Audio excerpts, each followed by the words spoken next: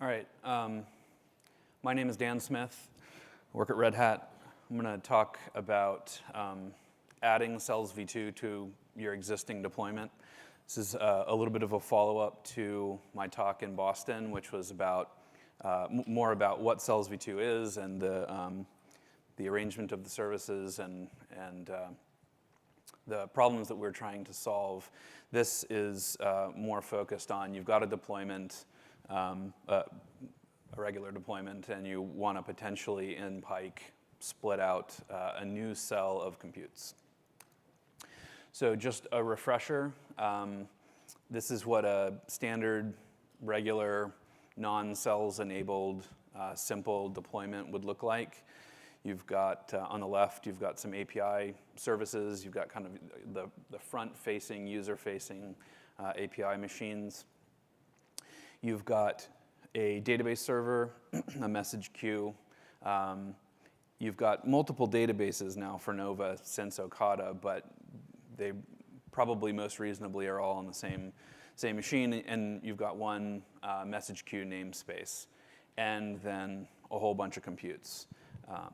Ideally, you would have a lot of computes, and usually the things in the box there are your limiting factor, usually your message queue. So your single cell deployment, single database server for the API and the Nova databases. So that's the main Nova database that has all your instances in it, the Cellsv2 database.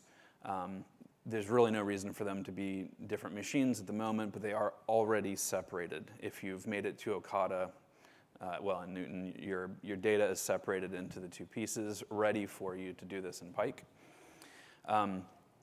And the important part for the message queue is a single message queue server or namespace for all of your Nova RPC right now.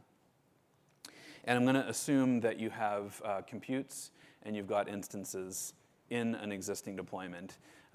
If you are deploying a new Cellsv2 Pike installation from scratch, you'd have fewer things to move around and migrate, but I'm going to assume that you've got an existing deployment here. So the first thing you should ask is, should I move to Cellsv2? Like, is that in my future? And the answer is yes. But we already answered that for you because we're forcing everyone to do it. So as of Okada, everybody has to be a cell of one. So if you don't want multiple cells, that's cool. But unlike Cellsv1, everybody is running the same code, architecture, even if you've only got one of those things.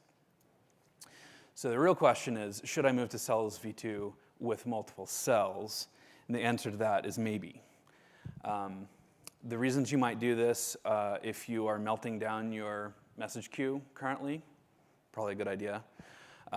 If you want to shard your message queue and your database, which are your single points of failure, if you want to shard those for multiple failure domains, you want any fire that catches in your data center that's burning down your compute to only burn down the bit of the database that those need. Good reason to do this. The recent infatuation with edge computing has talked a lot about hosting multiple Nova computes at the edge, in the fog, where you've got potentially some computes that are far removed from your central infrastructure over a WAN link. And there are reasons why you might want to have those computes dependent on your central infrastructure, and there are reasons you might want to have those computes operate as a cell, where they've got their own database and message queue. They're largely independent. They don't really depend on the WAN link for anything other than requests that come from your central infrastructure to spin something up on those computers, something like that. And then another one that I put here, which I really like this use case, and multiple times I've tried to get people interested in it. I'm not sure whether I'm getting the interest or not, but if you've got a bunch of infrastructure that you put together to make your message queue robust for performance and for fault tolerance. You've got a clustered rabbit and you burn 96 gig of memory on it so that it's like 3 nodes and super happy. You might not need that level of performance and fault tolerance for all of your computes. And so you could have a cell of computes that have a single rabbit that's not clustered, that doesn't use as much of that resource, and therefore doesn't have the same fault tolerance. And then you've got other computes that are in a different cell that are very important for production and do need clustered rabbit. So those are kind of the reasons why you might do this. If none of these apply to you, then it's probably not important for you to take on the extra complexity. But the good thing is that once you make it past Okada, you're already set up for this if any of these things change in the future. So if you've got your single cell deployment, you've got some things to do in order to get ready for this, in order to split out another cell. So the first thing you need to do is take the API database, which is probably on the same database server as the rest of them, and move that out. Now, you don't have to do that, but assuming you care about any of the failure domain or performance isolation reasons, you're going to want each cell to have its big heavyweight database separated from the single lightweight database that contains all your mapping information. And then the other big thing is to separate out the message queue so that not all Nova RPC from all of your services are going over the same bus. So for your first cell split, you may very well not actually want to have a whole nother rabbit infrastructure and just be a vhost. The important part is it needs to be logically separated in order to get the isolation that you need in order to have more than one cell of Nova computes. Nova API, I said, goes likely to a separate server. Your Cellsv2 also goes there. Cellsv2 is a Nova schema database, but that has instances that failed to become instances, right? So anything that had aspirations of scheduling to a host and didn't quite make it landed in Cellsv2. They're things that are likely to be deleted soon because they're just sitting in error state. And so that's relatively lightweight. It's used only by the top level services. It's not related to a particular cell, so that should go as well. And then the other thing you're going to need once you have split your message queue apart for the things that are going to be in what is now your first cell and the top level, you're going to need some conductor workers that run on the new message queue namespace to do things that do conductory things, but on the other namespace. And in reality, it should be the same number of conductor workers across. Like if you had 32 conductor workers for your cloud before you started this split, you shouldn't need really any more than 32. It's just that you're going to need a few of them to do top-level operations like resizes and migrations. Those conductor workers can be pointed at Cellsv2 as their normal database connection. If you're thinking about what the config file would be for those, they're just for the top level, and so they're not pointing at any particular cell. And then, of course, Nova API and Nova Scheduler go with all of these things onto the new API level message queue namespace. So going back to that first diagram, you've got your API nodes, you've got the original database and message queue, which were your only database and message queue here, and you've got your set of computes. So you split those out. You've got your new message queue, either separate Rabbit instance or at least a vhost. You've got your API database, you've got your Cellsv2 database, and you've got some conductor workers. So then, once you've split that out, you can add a new pair of database and message queue that go along with the cell computes. And you can add more Nova Compute services that are pointing at that database and message queue. The thing that makes those computes in a cell is literally just pointing them at the database and message queue that you're calling the second cell. And then once you've done that, you need to create a mapping at the top level to teach the API where to find them. It's something that you could do after the fact. You could set up these computes and database and message queue. You could even spin up a temporary API to vet those, get them ready to go, and then plug them in later if desired. One thing that might be surprising here is that if you're doing this for the first time especially, you've created some new computes, you've created a new database and a message queue. As soon as you create that mapping, that cell mapping from the top level, the scheduler is going to consider those to be good candidates for new boots because they're empty and fresh and everything.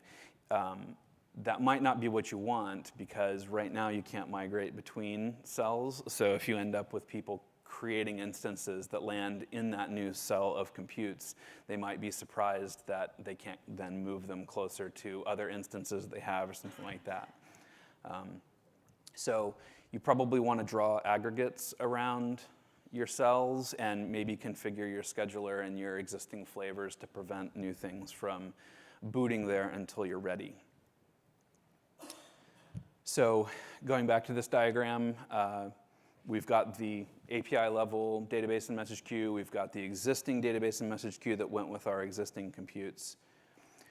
We add the new set of computes and the new database and message queue that create the new cell.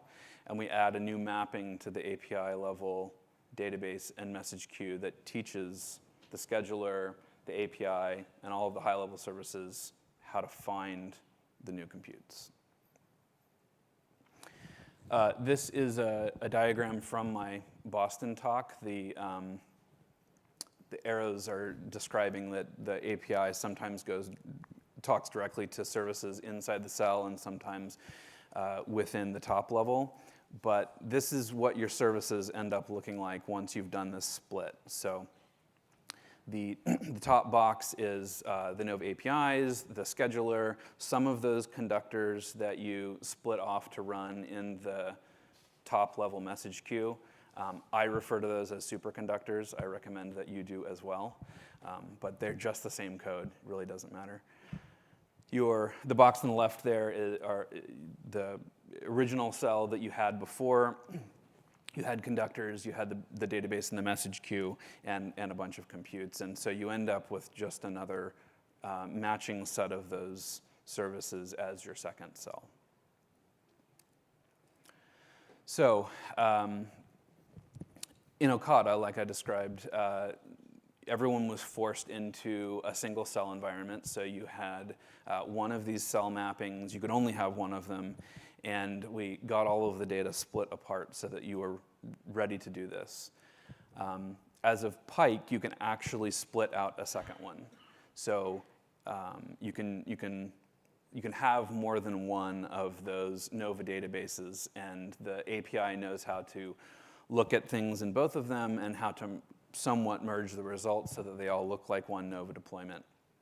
However, there are a set of things that you need to be aware of.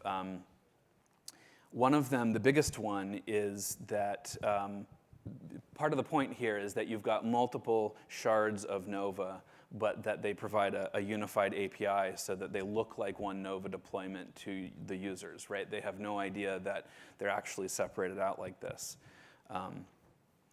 In Pike, when they go to list their instances that exist in multiple cells, if they ask for things like sort this by UUID or sort the instances by any of the other things that we let you do, you'll end up with this barber pole sort because we linearly concatenate the results from each of the cells together and they don't get resorted.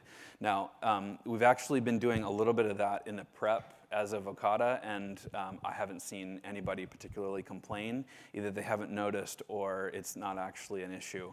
But it becomes a little bit more of a problem once you allow people to create instances in those multiple cells. And so you may want to try to constrain people to one particular cell, a tenant to one cell, so that they don't experience this. The other thing that's probably the most noticeable is that scheduler retries won't work. Now, in Pike, we now create claims for resources in the scheduler, which means that we should not get any of the reschedules that are due to the scheduler racing with itself or racing with other schedulers if you're running multiple workers. So a really common reason why you need scheduler retries in Okada is that sometimes the scheduler will commit the last little bit of memory on one compute node to multiple instances because you've got a bunch of them being created at once. And the way it's handled is one of them wins and one of them gets kicked out and finds another compute node eventually. It's a really expensive way to solve that problem. And as of Pike, we don't do that. We create a record that claims the memory that we've committed to a particular instance at the time of scheduling, so that by the time it makes it to the compute node, it shouldn't need to retry to reschedule in order to find a place to be. However, there are other reasons why we might fail to boot, we might fail to set up networking, we might fail to create a volume, something like that. So instances in this multi-cell environment, if you were to split one out as of Pike, will not be able to find a new compute node if the one that they're originally scheduled to is not suitable for some reason. So many fewer reasons why that might happen, but if it does happen, they'll just do a no valid host kind of failure to boot. It's a thing that we have some potential workarounds for, so if you're interested in trying this and that really bothers you, then you should come talk to us. I've largely been writing this off because Belmiro and CERN don't care about retries, and so I'm using them as the poster child for why this is okay. But come talk to us if it's something that won't work for you in Pike, that is blocking your ability to test this.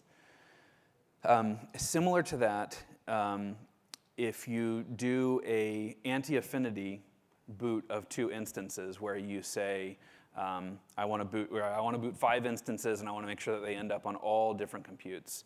The scheduler may originally find different computes for them to all be on properly, but then when they actually land on the computes, they get rescheduled because networking fails to set up. It's possible for them to then be recommitted to the same compute node. And we do this late binding anti-affinity check where we call all the way back to the scheduler right before we allow the thing to boot, and we say, I've finally found a compute node that looks good to me.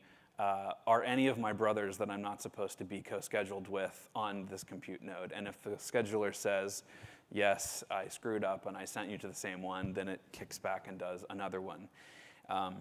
That won't work in this environment either because we've now separated out the compute nodes from the scheduler, pulled them off, made them isolated.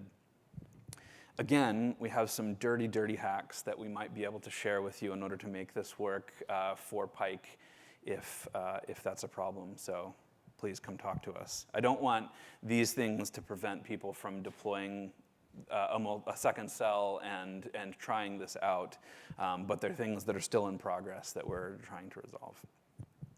And the final one, which shouldn't be a surprise, certainly to anyone running Cellsv2, is that you can't migrate instances from one cell to another. You can't do this in Cellsv2. You can't currently do it in Cellsv2, although the architecture is there for it to happen. However, if you boot instances in one right now and you decide that you need to move them to another cell, you can't. You can snapshot it and redeploy it, but you can't actually do like a regular resize, cold migration, or live migration. So it's just something to keep in mind.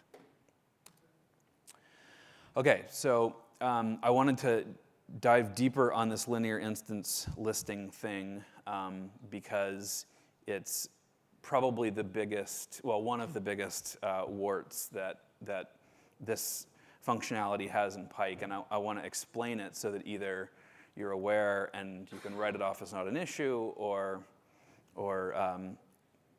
not move to this right away in Pike if it's a problem. So from the earlier split, we've got our API nodes, we've got the database and message queue for cell1, we've got a database and message queue for cell2, and we've got the database and message queue for the mapping, the API level stuff. So if I've got instances that are in cell1 and instances that are in cell2 and instances that failed to schedule and I haven't deleted yet, that means I've got instances in all of these databases. And if I go to list, API is going to hit the mapping database and pull out my failed to become instances, and then it's going to hit the first cell and pull out those instances, and then it's going to hit the second cell and pull those out. And it's going to concatenate those together and return them to me, which means my result is going to look like this. So this is the barber pole sort result of instance list that I will see if I have instances in all of the available cells. If I didn't ask for something to be sorted, I might not notice this, but if I asked it to be sorted by name, you know, if I was looking for the oldest instance, right? I did an instance list, sort by created type, pull the first one and delete it. I might have deleted the first instance in one of the cells, but not actually the oldest one, right? So this is something to be aware of. If it's not particularly problematic for a particular use case, then it might not be an issue at all. So those are all the warts. So you're asking yourself, should I deploy this in Pike? Maybe you answered yes to the should I deploy multiple cells ever, but the question is, am I ready to go forward with this in Pike? We would like it if you would. I hope it doesn't burn anything up.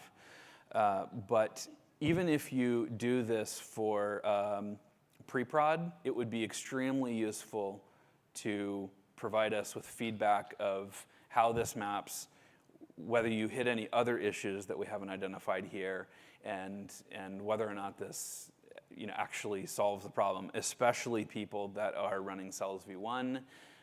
Those people are running at scale that is very hard to simulate and very hard to test with. So we're definitely looking for feedback from those people. You certainly could do this in pre-prod. You could do this to your regular production system and spawn off a new cell that is just for pre-prod, create aggregates such that all your regular users end up only in the main cell that they've always been landing in, with a separate cell of things that you only boot dev and test things into. That would definitely be useful information for us. Like I said, we have some workarounds for some of the warts, the anti-affinity check, the reschedules. If you're willing to do this in Pike, come talk to us on the mailing list or in the Nova IRC channel, and we can share some of the workarounds. I'm a little hesitant to put them in writing and share them for the world on YouTube, but they're really not that bad. So yeah, please try this and provide the feedback. The earlier we can integrate any issues, any resolutions to issues, the better it's going to be, obviously. So status of this work. The good news is the linear sorting thing is gone as of Pike. We not only return properly sorted results, we also do the queries to all the different databases in parallel and then merge the result as we're feeding it out the API. So if you've got two cells, that might not be a huge deal. Belmiro has 80 or something like that. And so that means you've got 80 parallel requests that go out and get merged in real time, which should mean smaller queries from smaller databases that are overlapped. So that's cool. The reschedules work is in progress. Some of it's merged, and we're expecting to get that done for Queens. That will mean that we will pre-select some likely alternate hosts early on in the scheduling process, and we'll pass them down to the cell so that if an instance lands somewhere, we fail to set up a volume, we fail to set up networking, we need to jump a different host for some reason, we'll have basically a set of hosts pre-selected for us that we can retry as alternates. The anti-affinity check probably should have a red dot here, but I just couldn't bring myself to do it. We won't have a really good solution for this until placement is modeling the distance. There's down the road, placement will be able to know basically the distance between all the different resource providers that you end up with allocations for, and you'll be able to request affinity as in a short distance or anti-affinity as in a minimum distance away from particular things in order to do anti-affinity, which means we won't need to do that silly late binding anti-affinity check. So this one's going to stick around a little bit longer. I think not everybody uses this, but enough people do that that's probably going to stick around in workaround form for a while. However, it's not that bad of a workaround. So that's what I've got. Any questions? Yes? How far can we scale out with cells? So say a standard deployment can do 500 compute nodes. Mm-hmm. To simplify, can I have 20 cells and 20 times that? 20 cells? Yeah, 20 cells, 500 compute each. I mean, we're definitely hoping for way beyond that, especially if you do things like try to limit the cells that a particular tenant goes to. It will vastly reduce the amount of things you have to query, right? And in that case, you're really just looking for the performance of the scheduler, which is able to select, 1 or 3 hosts out of 10,000. And the placement work that we've been doing is intending to make that an extremely efficient operation. So yeah.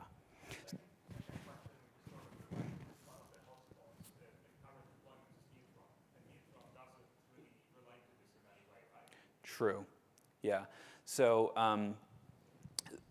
very good question. I wish you hadn't asked it. No, I'm just kidding.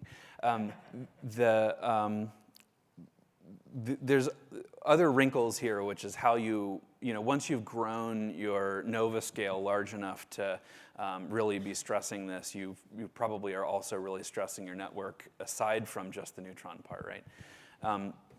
So Neutron has this notion of routed networks now, which involves independent network segments with separate L3s, right? And so right now, the best way to use this there is to let the compute, after you've selected a compute on one of your 20 cells, ask Neutron for an IP allocation on the network segment that compute node is on, which will help to map the topology of the network to the topology of your cells, because you've got those segments there. And Neutron's also been doing work recently to reduce reduce the fact that they're causing the MQ to glow red hot, which hopefully will help. But I think that the network segments will allow them to hopefully cordon off some of the hot spots to roughly match what we're looking for cells. And so with network segments, do you sort of separate different databases as well? Like is one holding one subset of ports and another holding another? Or is there still a central neutron database? Yeah, I don't think they have any plans to shard their database yet. Yeah. You should spin up 20 cells and then point to the fact that it's, Yeah. Yeah. The third question is sort of related. Cinder, how about that? Yeah, Cinder has, that's a thing that comes up and people ask about it, but even people that are running multiple cells right now with V1 seem to be running, aren't you guys running a unified Cinder? So it probably depends on what your use case for Cinder is as to whether or not you need to shard it. But of all of the people that are running massive scale by sharding Nova right now that I know of, they're all doing a single unified Cinder for the moment, yeah. Cool. Yeah. Right. Any other questions? All right.